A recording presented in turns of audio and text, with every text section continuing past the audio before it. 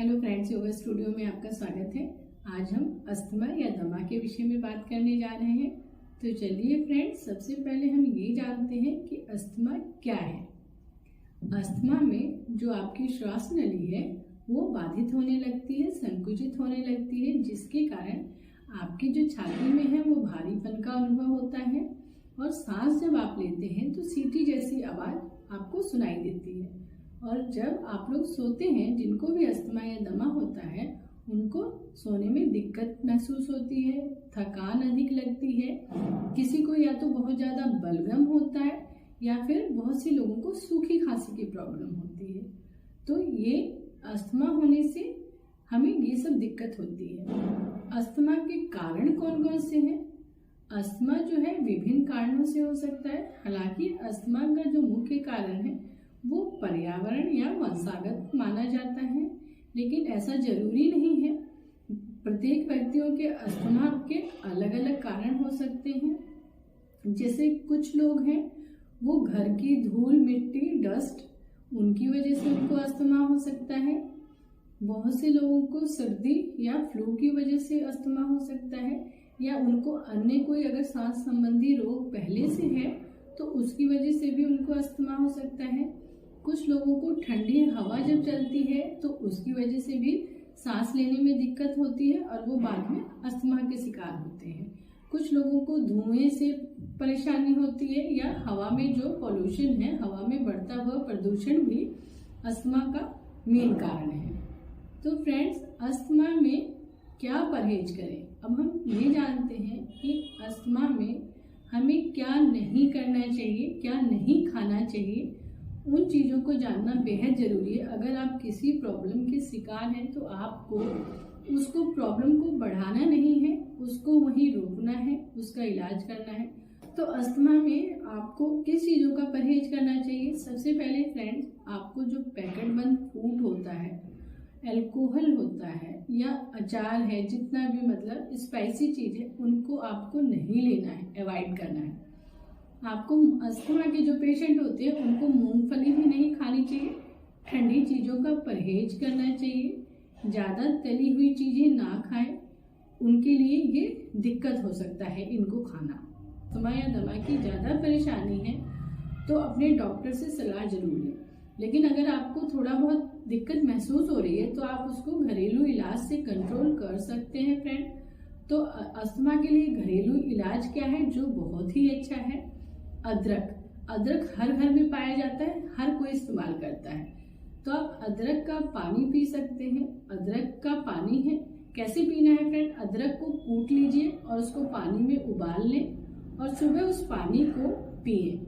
बेहद ही फायदेमंद रहेगा। अगर आप अदरक को उबाल के अदरक का गरम गरम पानी पीते हैं तो ये आपके कफ को, गले को, सबको बहुत अच्छे से ठीक करेगा। सांस की प्रॉब्लम आपकी इससे ठीक होगी। दूसरा है फ्रेंड्स अंजीर। 2 से 3 अंजीर आप अगर रात में भिगो देते हैं और सुबह इसका पानी पीते हैं तो ये अस्थमा के, दमा के रोगियों के लिए बहुत ही लाभदायक है फ्रेंड। इसको आपको रोजाना करना है, इन चीज़ों का प्रयोग, तो आप खुद फील करेंगे बेहतर। और तीसरा है फ्रेंड्स सरसों का तेल। सरसों के तेल में कपूर को गर्म करके आप उसको अपने सीने में अच्छे से रब कर सकते हैं। ठंडा होने के बाद पहले सरसों के तेल में आप कपूर को खूब अच्छे से गर्म कर लीजिए और जब वो ठंडा हो जाए तो सोते समय छाती पे उसकी मालिश कीजिए। ये आपके लिए बहुत ही अच्छा रहेगा, इससे आपको आराम मिलेगा, आप आसानी से सो सकेंगे। अस्थमा के मरीजों को खाने में हरी पत्तेदार सब्जियां खानी चाहिए, पालक और गाजर का रस खाना चाहिए जो उनके लिए काफ़ी फायदेमंद होता है।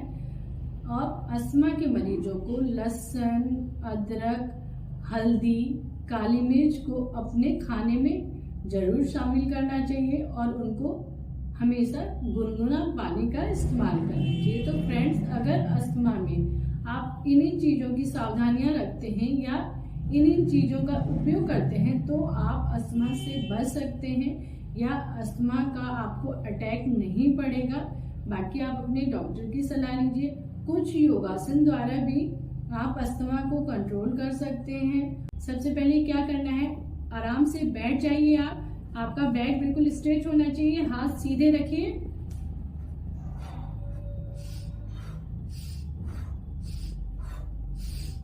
गहरी गहरी सांसें लीजिए और छोड़िए।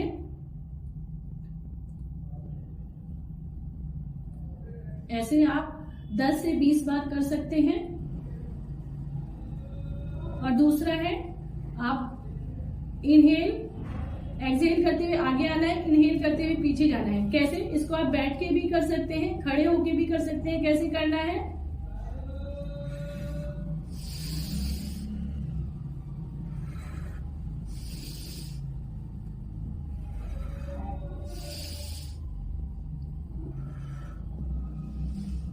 आपको सांस भरते हुए पीछे जाना है, सांस छोड़ते हुए आगे आना है। इससे क्या होगी, आपके लंग्स खुलेंगे, चेस्ट खुलेगी और आपकी जो ब्रीदिंग प्रॉब्लम है ये ठीक होगी। तो इसको भी आप 10 से 15 बार कर सकते हैं। अगर शुरू में आप ज्यादा नहीं कर सकते तो 5 से 7 बार कीजिए, फिर धीरे धीरे बढ़ाइए। कैसे करना है फिर देख लीजिए।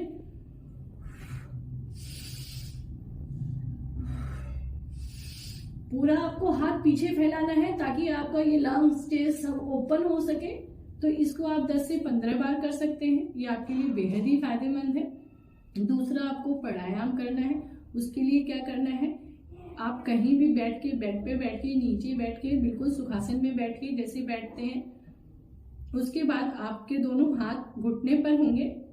आप कोई भी मुद्रा लगा दीजिए। उसके बाद आपको डीप इनहेल एक्सहेल करना है। कैसे? पहले सांस अंदर भरनी है, फिर उसको रोकना है, उसके बाद ब्रीथ एक्सहेल करनी है। कैसे? अब ध्यान से देखिए।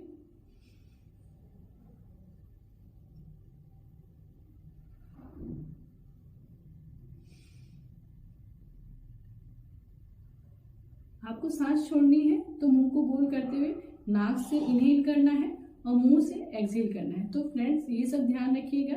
बाकी कुछ प्राणायाम और कुछ योगासन भी होते हैं जिनकी मदद से आप अस्थमा को ठीक कर सकते हैं। वो योग क्या है, सामने आपको स्क्रीन पे दिखाई दे रहे हैं। तो इस योग को करके आप स्वस्थ रह सकते हैं। बाकी आप अपना, अगर किसी को अस्थमा या दमा की प्रॉब्लम है तो अपने डॉक्टर के संपर्क में रहिए और अपनी मेडिसिन को सुचारू रूप से खाते रहिए। और ये योग और घरेलू कुछ उपायों के द्वारा अपने आप को स्वस्थ रख सकते हैं। फिर मिलेंगे किसी और नेक्स्ट वीडियो के साथ। तब तक के लिए मुस्कुराते रहिए, स्वस्थ रहिए। नमस्कार।